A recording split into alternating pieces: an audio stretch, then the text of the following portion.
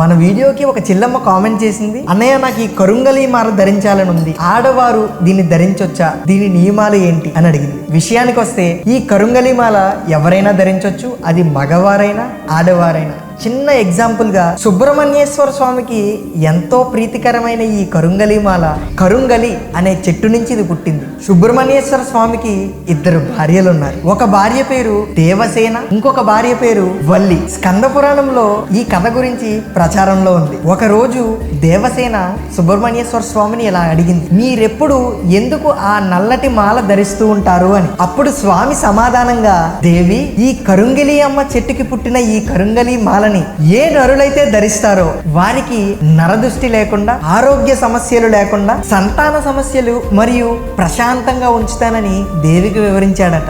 అప్పటి నుంచి ఈ కరుంగలి మాల ధరించిన ప్రతి ఒక్కళ్ళు ప్రశాంతంగా ఉన్నారట. ఆ పాతాల శంభు మురుగన్ ఆశీర్వాదమే ఈ కరుంగలి మాల.